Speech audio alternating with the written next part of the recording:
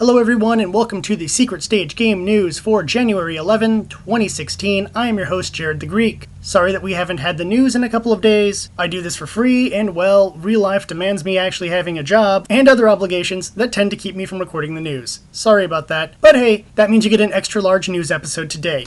Awesome. First, we'll begin with a few follow-ups. Earlier, Sega has said they have no plans to do anything for Sonic's 25th anniversary. However, the Sonic the Hedgehog Twitter and Facebooks have featured several memes featuring Big the Cat and some words implying that there might be something in the works. It is unknown if this was a troll or a tease, but if you head down to the Sonic the Hedgehog Facebook and Twitter pages, you can check out some of these silly memes and some of their little weird hints. Hopefully we do get something cool for Sonic's anniversary. Also reported about the Star Wars Kickstarter to make an open-world Star Wars game. It has been officially taken down by its creator. He left a very long-winded response about this, mostly connecting to following his dreams and respecting Disney, and the fact that he wasn't threatened to take this down. He personally chose to do it. It's kind of sad. I was hoping that this was a troll, and he was trying to show that Kickstarter can basically throw up anything and people will throw money at it, which he did, and they did. But it seems like he was actually genuine about it, and that the spelling errors were mostly caused by the fact that he had to write everything via his cell phone, and thus spelling check probably screwed up more things than anything else.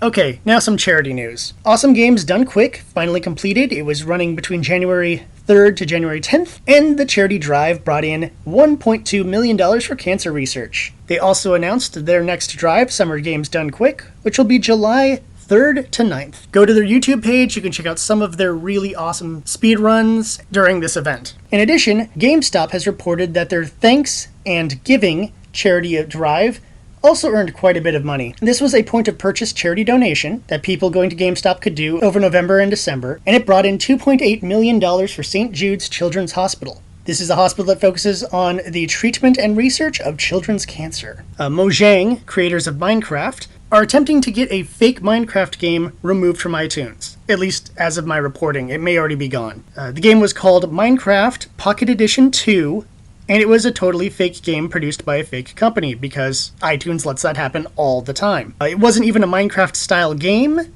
It was a zombie game with swipe controls, fairly generic, at least according to Eurogamer, who also noted that the game would usually just crash your device. Hope you did not get tricked and picked up a fake Minecraft game. WiseNet has decided to not let PayPal backers of Shenmue 3 get the Kickstarter rewards. This comes after a poll where more people said yes, they deserve the awards than no, but the majority of people said they don't care who gets the rewards. While it isn't set in stone that they will keep it this way, it's looking like it's going to be this way for at least for the time being. On the Who Cares category, Microsoft will be ending support of Internet Explorer 8, 9, and 10 as of tomorrow. The software will not be removed from computers, it'll just no longer be supported or protected, and odds are downloads of it will no longer be available via the Microsoft website. For our friends in New York, the Nintendo World Store will be shutting down from January 19th to February 19th for massive renovations. The good news is, once it gets up and running again, there will be a bunch of events in February to celebrate the brand new redesigned store. Man, I kinda wish I could go to New York just to check out the redesign of the store. I've only been to the Nintendo store once, and it's freaking awesome. Hit it up before the 19th, people, or come back in February to check out how awesome it's become.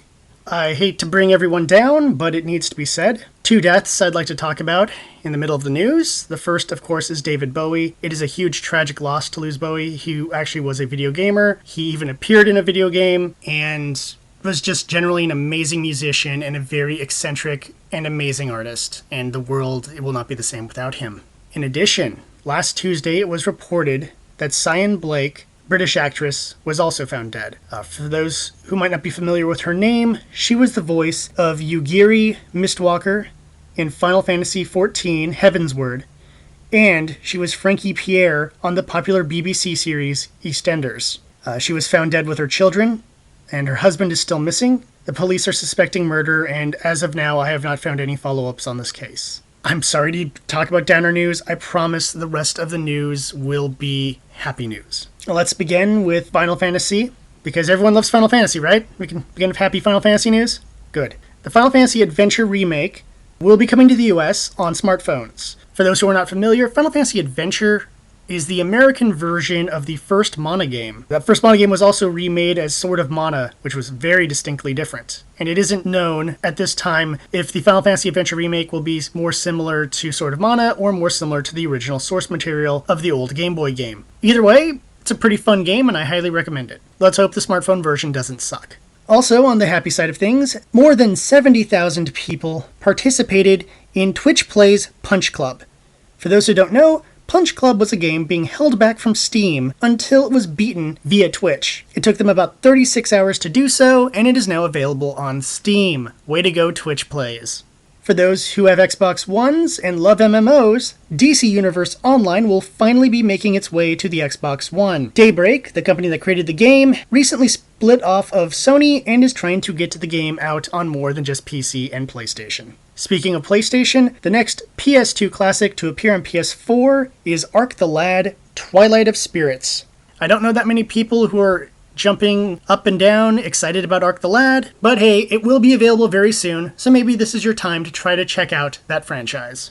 On the note of franchises I personally love, SNK Playmore has revealed that there will be 50 playable characters at launch in King of Fighters 14. They've also stated that they're not sure if they will do DLC because they don't want the game to be released piece by piece. I love the fact that this is looking to be a really good King of Fighters game, and hopefully when it comes out you will see hours upon hours of me and Ramses playing King of Fighters 14. Finally, we have a little bit of, shall we say, ecchi news, to use a anime term. First, Valkyrie Drive Bikuni, the busty lesbian-powered fighting game filled with sexy ladies from visual novels, will likely not get a Western release, even though the creator very much wanted it to have a release out here. This is a follow-up to a news story that stated that there were trophies and artwork for a US release of the game. The European branch of Marvelous Entertainment still wants to bring the game out, so it may get a European release, and who knows, possibly even a US release, or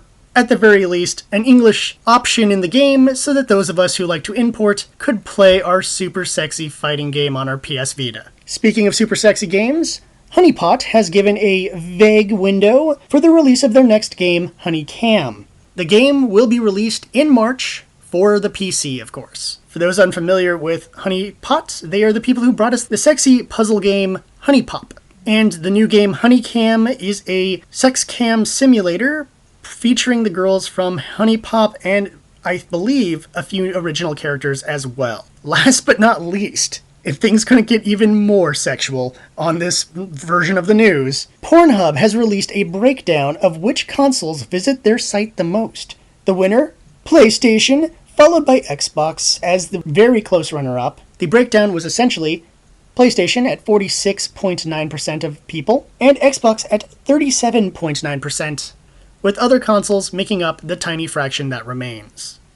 Way to go, you PlayStation perverts! And that's the news. As always, please subscribe and share our videos so everyone else can have the news.